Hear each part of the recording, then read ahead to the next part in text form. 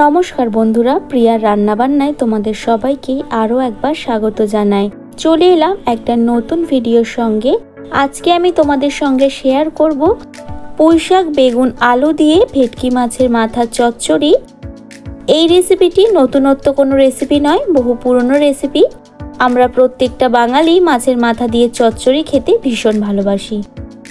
এই রান্নাটা আমি কিভাবে বানাই সেই রেসিপিটি তোমাদের সঙ্গে শেয়ার করব। পুরো ভিডিওটা প্রথম থেকে শেষ পর্যন্ত দেখতে থাকো, আশা করি তোমাদের ভালো লাগবে। চলো শুরু করা যাক আজকে আমার রেসিপিটি। প্রথমেই গাছ থেকে কিছু বেগুন তুলে নিয়ে আসবো। কয়েক মাস আগেই কিছু বেগুন গাছ লাগিয়েছিলাম। গাছগুলোতে বেশ অনেকগুলোই বেগুন ধরেছে। এখান থেকে কিছু বেগুন তুলে নেব আজকের রেসিপির জন্য।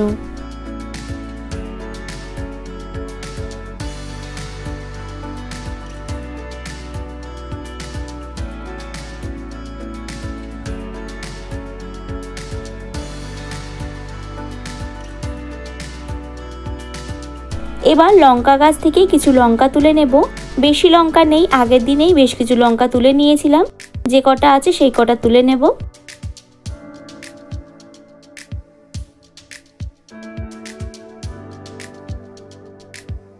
গাছ থেকে এতগুলো বেগুন নিয়ে এসেছি।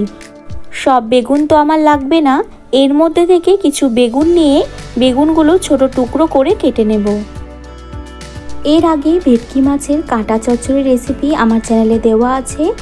এই ভিডিও ডেসক্রিপশানে লিঙ্কটা দিয়ে দেব, তোমরা গিয়ে দেখে আসতে পারো।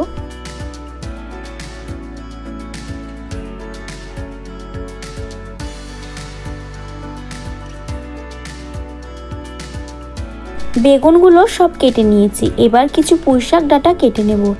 এই পুঁইশাকগুলো বাজার থেকে কিনে আনা, আমার গাছের কিন্তু না।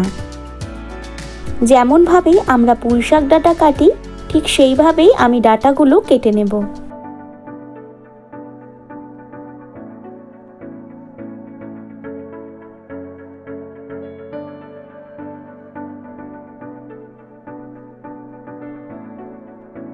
পুঁইশাক ডাঁটাগুলো কেটে নিয়েছি। একটা আলু খোসা ছাড়িয়ে রেখেছি, আলুটা ছোট টুকরো করে কেটে নেব।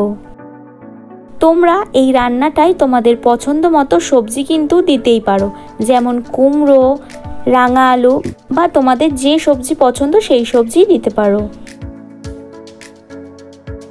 একটা ভেটকি মাছের মাথা নিয়েছি, মাথাটা দুভাগ করে কাটা আছে।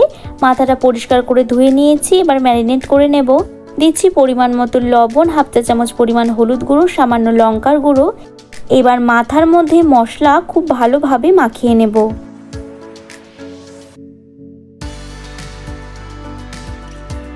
গ্যাসে কড়াই বসিয়ে দিয়ে দিচ্ছি বেশ কিছুটা পরিমাণে সর্ষের তেল। হাই হিটে তেলটা খুব ভালো করে গরম করে নেব। তেলটা গরম হয়ে গেছে। এবার মাছের মাথাগুলো একে একে দিয়ে ভেজে নেব। গ্যাসের ফ্লেমটা হাইতে রেখে মাথাগুলো ভেজে নেব। মাথাটার এক সাইড ভাজা হয়ে গেছে, অপর সাইড উল্টে ভেজে নেব। মাছের মাথা ভাজা হয়ে গেছে, তুলে নিচ্ছি। আর মাথাগুলো বেশ কড়া করে ভেজে নিতে হবে।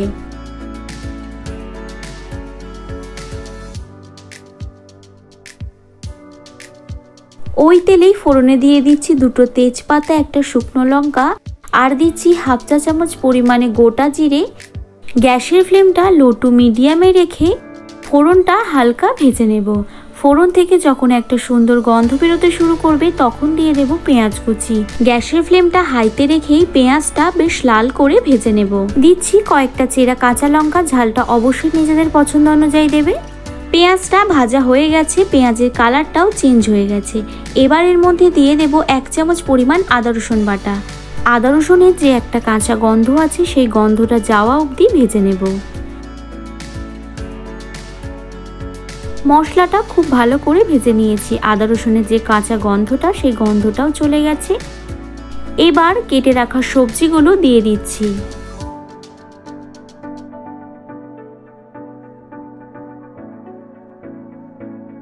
সবজির সঙ্গে মশলা খুব ভালোভাবে মিশিয়ে নেব।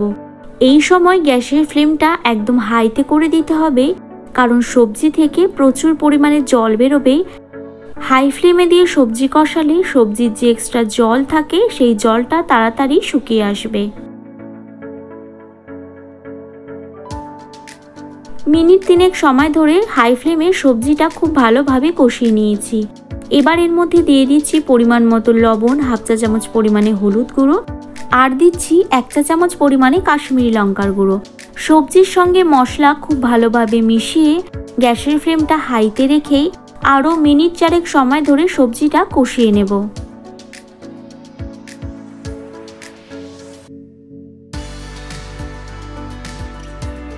ফিরে এলাম 4 মিনিট পর।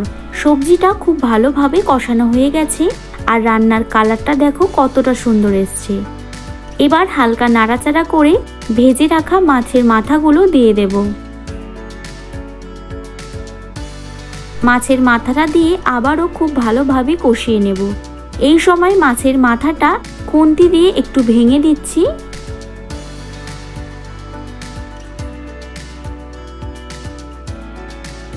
আবারও ঢাকা দিয়ে মিনিট 2 সময় ধরে একদম লো ফ্লেমে কষিয়ে নেব। 2 মিনিট পর হালকা নাড়াচাড়া করে এবার এর মধ্যে দিয়ে দেব পরিমাণ মতো জল। জলটা একটু বুঝেই দিতে হবে, জল বেশি দেওয়ার কোনো প্রয়োজন নেই। সবজি কষাতে কষাতে 80% মতো সেদ্ধ হয়ে গেছে। এবার খুব ভালোভাবে মিশিয়ে গ্যাসের ফ্লেমটা লোতে রেখে ঢাকা দিয়ে মিনিট 6 সময় ধরে রান্না করে নেব। ফিরে এলাম 6 মিনিট পর। রান্নাটা আমার প্রায় হয়েই এসছে। হালকা নাড়াচাড়া করে এর মধ্যে দিয়ে দেব সামান্য পরিমাণে চিনি। চিনি দিতে অপছন্দ হলে নাও দিতে পারো। এবার ভালোভাবে মিশিয়ে গ্যাসের ফ্লেমটা বন্ধ করে দিয়ে 2 মিনিট স্ট্যান্ডিং টাইমে রেখে নামিয়ে নেব। আমার এই রেসিপিটি তোমাদের কেমন লাগলো কমেন্টে জানিও। ভালো লাগলে একটা লাইক করো আর তোমাদের বন্ধুদের সঙ্গে শেয়ার করে দিও। এরকমই নিত্য নতুন রেসিপির আপডেট পেতে আমার চ্যানেলটা সাবস্ক্রাইব করার অনুরোধ রইল। আর সবার আগে আমার ভিডিও নোটিফিকেশন পেতে পাশে থাকা বেল আইকনটা প্রেস করে দিও।